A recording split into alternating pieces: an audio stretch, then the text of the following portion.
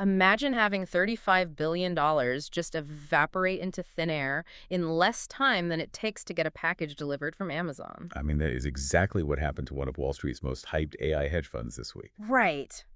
But here's the wild paradox. On the exact same day, human investors were, completely losing their minds. A mysterious AI was quietly sitting in a digital room, flawlessly passing the hardest math test on planet Earth. It really is a week of absolute extremes. Hmm.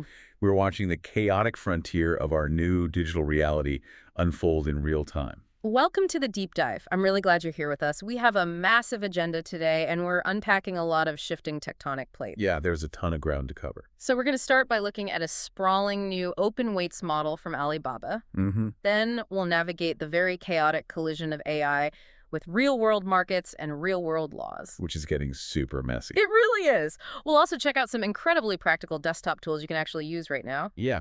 And finally, we're examining a true milestone in machine reasoning. It feels like the industry is hitting a massive inflection point today. It really does. So let's just jump in and start with the heavyweight contender in the room. Right. Alibaba just officially released their new model. It's called Qwen3.8-Max. Yeah, we got a little sneak preview of this back on July 19th, but the official Open Wheats release is finally upon us. And they are confidently calling this their most capable Qwen model yet. Which is saying a whole lot, considering how aggressive their release schedule has been lately. Yeah. This specific model focuses heavily on coding, agentic workflows, and long multi-step tasks. I mean, the raw numbers driving this architecture are just completely staggering. Yeah, let's unpack that architecture a bit. We're looking at 2.4 trillion total parameters under the hood. Wow. And let's quickly pause and define that term for anyone new to the space. Parameters are basically the digital brain cells that determine how smart the model is. Right, and that is a massive digital brain to try and wrap your head around. But it's not just the sheer size of the network. The memory capacity is equally difficult to comprehend. It boasts a 1 million token context window for processing data. Right, and a 1 million token context window is like loading a towering stack of encyclopedias into your short-term memory all at once. That's a great way to picture it. You are just scanning the pages. You are holding all of that information in active focus simultaneously. Exactly. And practically, this means it supports incredibly long reasoning sessions. If you're a developer, you can build massive interconnected workflows without the AI suddenly losing the plot. Which is huge. It is. It's available right now through Alibaba Cloud Model Studio. But developers can also access it through Qwen Code, Coder, and Coderwork. They really prioritize making it easy to plug into existing ecosystems. Probably. Like it natively supports OpenAI and Anthropic-compatible APIs. It also works seamlessly with Dash Scope. Yeah, they want enterprise users to adopt this without ripping out their current infrastructure. And the pricing strategy reflects that aggressive push for adoption, too. They have a promotional international token plan starting at just $6 a month. Wait, really? $6? Yeah, but keep in mind, that's a limited promotional rate. The standard Pro plan sits at $68 per month. Okay, that makes more sense. And Alibaba claims this model ranks just behind Claude Fable 5 globally. That puts it squarely in the absolute top tier of AI capability. Definitely. But I want to dig into a specific feature they're highlighting. It uses something called persistent reasoning by default. You can configure the API for different effort levels, but it defaults to an X high effort out of the box. So how does persistent reasoning change the way the model handles long coding sessions compared to older models? Well, older systems suffered from a kind of digital amnesia. They would execute one prompt, output some code, and then completely forget the broader context. Oh, wait. But persistent reasoning creates a continuous, unbroken chain of active thought. Oh, wow. The model holds the final objective firmly in its digital mind.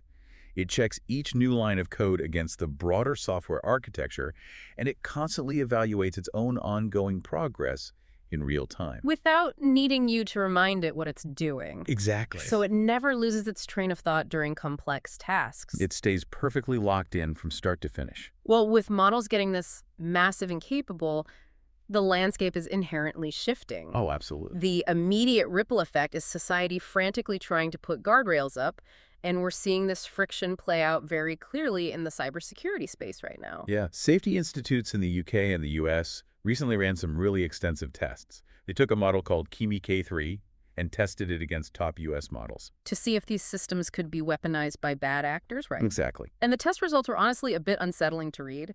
They found that Kimi K3 can complete meaningful parts of a sophisticated cyber attack. Yeah. Like, it can actively scan for vulnerabilities and draft targeted exploits. But thankfully, the report noted, it still trails the top U.S. models badly in this specific domain. It's capable, but it's not quite a fully autonomous hacking machine yet. Right. However, the mere existence of that exact threat is pushing lawmakers into immediate action. For sure. U.S. lawmakers just introduced the AI Kill Switch Act. This legislation could let the Department of Homeland Security restrict dangerous systems entirely. Right, they could potentially shut them down completely in extreme cases. But the text of the bill specifies this only applies after a truly catastrophic AI failure. That specific phrasing is causing a lot of intense debate in legal and tech circles right now. That's the part I keep getting stuck on, actually. Yeah. If we wait for a truly catastrophic failure before flipping the switch, isn't the damage already done? That's the core paradox of reactive legislation. Right. I mean, by definition, a catastrophe means the system has already caused massive harm. You don't want to stifle innovation prematurely, but you also can't unring a bell. Over in Minnesota, we're seeing state-level action taking a much more immediate approach. They enacted the first U.S. ban on deepfake Nudify apps, and it is officially active right now. And we should mention that XAI filed an emergency request to block that law. Right. The company argued that the law is simply too broad and could restrict protected speech. But a judge recently denied that emergency request, so the ban stands for now. It really highlights how messy the collision between rapid technological advancement and slow-moving legal systems can be. It absolutely does. But going back to the cybersecurity testing for a second, does the Kimi K3 test prove safety institutes are successfully predicting threats? I think it shows they're finally building proactive testing frameworks instead of just reacting. Right. They're simulating worst-case scenarios in tightly controlled laboratory environments. This prevents malicious actors from finding those dangerous exploits first. By forcing the model to play the role of an attacker, we learn its boundaries.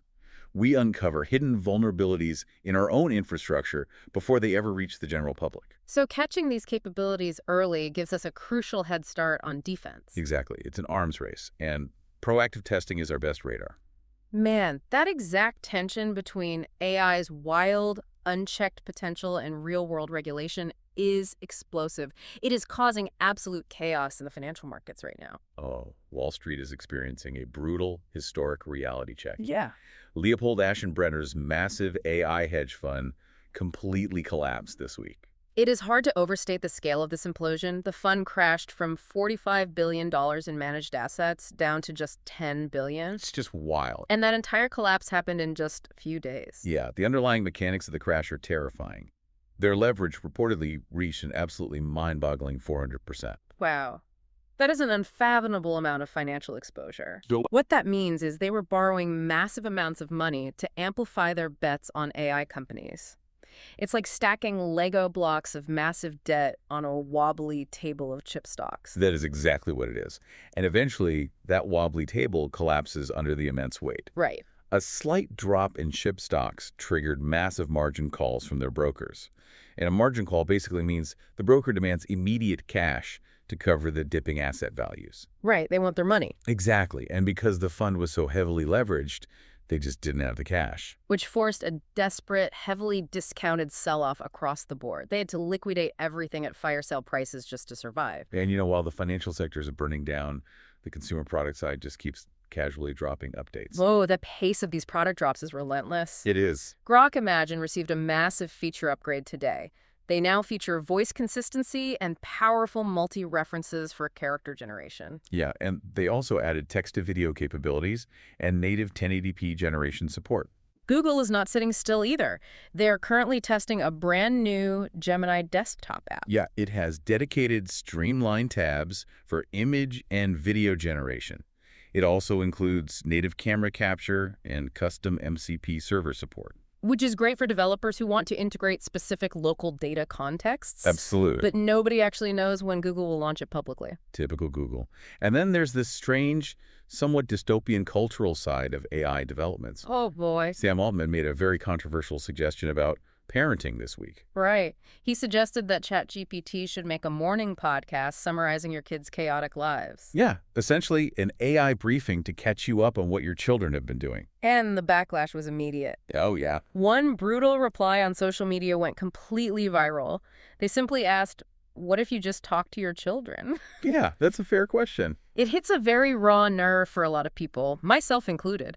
I still wrestle with trusting AI to summarize my kids' lives rather than just being present myself. I completely get that. There is a deeply human element to messy parenting that we shouldn't necessarily try to optimize away. No, it's a deeply human dilemma we're all facing today. Where do we draw the line between convenience and connection? It's a tough line to find. But circling back to that massive hedge fund collapse for a moment, Okay. what does 400% leverage actually tell us about the psychological state of AI investors right now? Honestly, it reveals a highly toxic mixture of extreme greed and blind panic. Yeah. Investors are borrowing heavily to chase completely impossible exponential returns. They've convinced themselves that the AI boom guarantees endless, uninterrupted market growth. Right. They think if they don't bet everything right now, they'll miss the revolution. When reality finally hits, that overconfidence shatters into instant catastrophic liquidation. So investors are terrified of missing out on the next big leap. Fear of missing out is literally driving billions of dollars over a cliff. Before we move on to how normal people are using AI on their computers, let's take a quick second to thank today's sponsor. Yeah.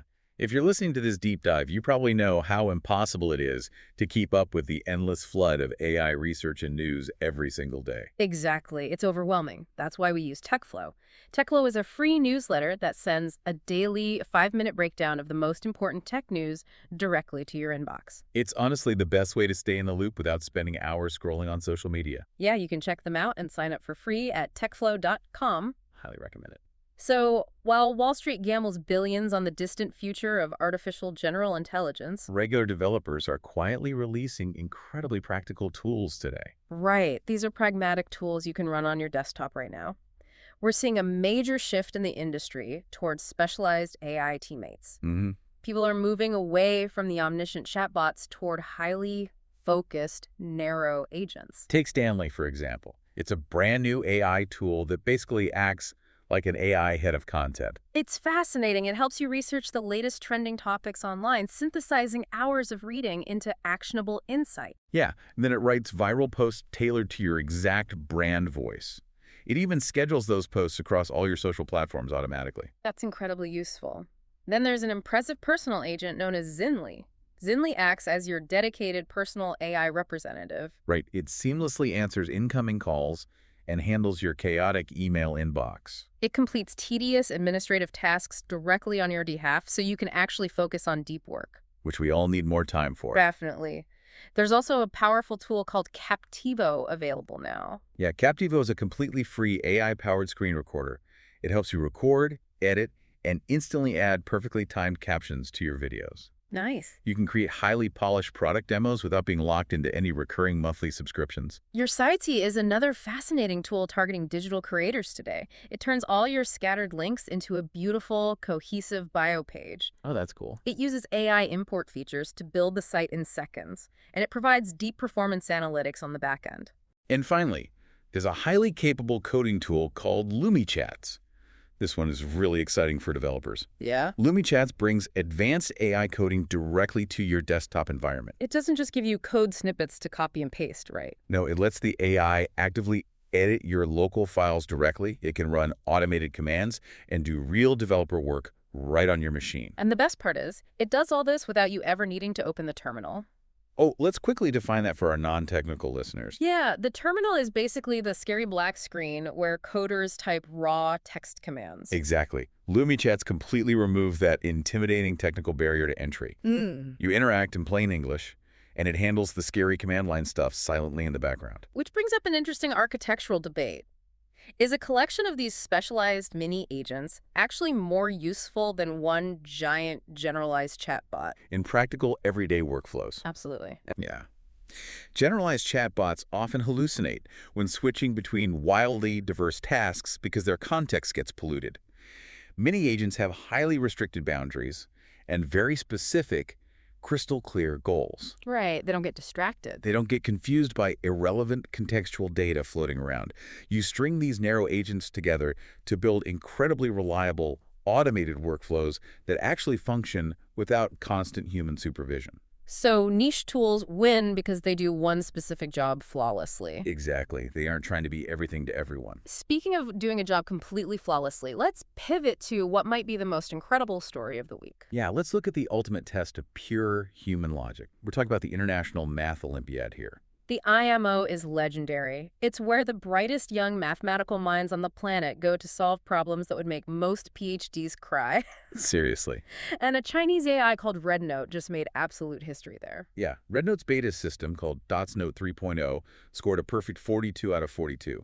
This is on the incredibly difficult IMO 2026 problem set. Let's give you some vital context on just how hard this achievement is. Please do. Out of 666 elite human contestants, only 7 managed to match this perfect score. Wow. The official gold medal cutoff for humans was a mere 29 points. Yeah. This AI completely shattered the highest human mathematical benchmarks we have. It didn't just guess multiple choice answers either. It solved all 6 problems by generating complete, rigorous written proofs. And it read the original contest documents completely unassisted. There were 0 human hints, no simplified prompts, and no rewritten questions provided to the model. That's wild. The methodology behind how it solved these problems is fascinating too. Yeah, it combined natural language reasoning with direct Python code execution. It relentlessly tested edge cases and constantly challenged its own underlying assumptions. When it found a flaw in its logic, it revised weak arguments through repeated, rigorous self-review loops. It basically argued with itself until the logic was bulletproof. The absolute highlight of this entire run was its solution for problem number 3. Usually, human mathematicians rely on a standard graph-based approach to crack this specific puzzle. Right, but RedNote went a completely different route. It produced an unbelievably elegant mathematical induction proof instead. Whoa! Imagine an AI chaining together pure logic to invent an elegant induction proof entirely from scratch. It's crazy. It gives you absolute chills just thinking about the level of abstract reasoning required to do that. It really is a watershed moment.